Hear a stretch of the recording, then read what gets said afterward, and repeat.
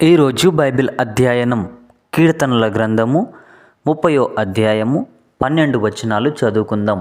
ప్రార్థన. మిక్కిలి ప్రేమ కలిగిన దేవా, నీకు వందనాలయ. చదువుతున్నటువంటి లేఖనములలో మాకు జ్ఞానాన్ని అనుగ్రహించండి.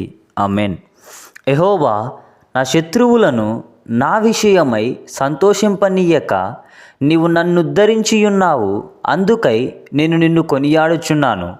యెహోవా నా దేవా, నేను నీకు మొర్రపెట్టగా నీవు నన్ను స్వస్థపరచితివి.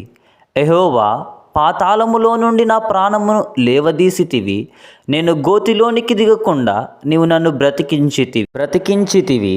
యెహోవా భక్తులారా, ఆయనను కీర్తించుడి.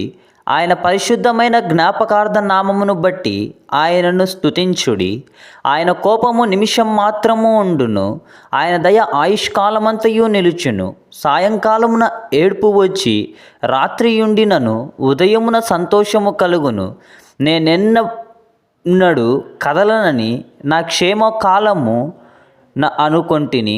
యెహోవా దయ కలిగి నీవే నా పర్వతమును స్థిరపరచితివి.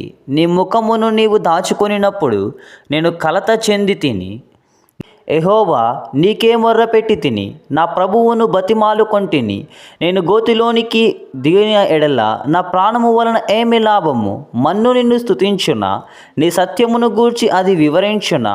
యెహోవా, ఆలకింపుము, నన్ను కరుణింపుము. యెహోవా, నాకు సహాయుడవైయుండుము. నా ప్రాణము మౌనముగా నుండక నిన్ను కీర్తించున్నట్లు నా అంగలార్పును నీవు నాట్యముగా మార్చియున్నావు.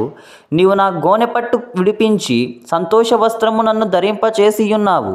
యెహోవా నా దేవా, నిత్యము నేను నిన్ను స్తుతించెదను. ఆమేన్. ప్రార్థన. మిక్కిలి ప్రేమ కలిగిన దేవా, మీరు మాట్లాడిన ప్రతి మాటను బట్టి నేను స్తుతిస్తున్నాను, గణపరుస్తున్నాను తండ్రి. ఆమేన్.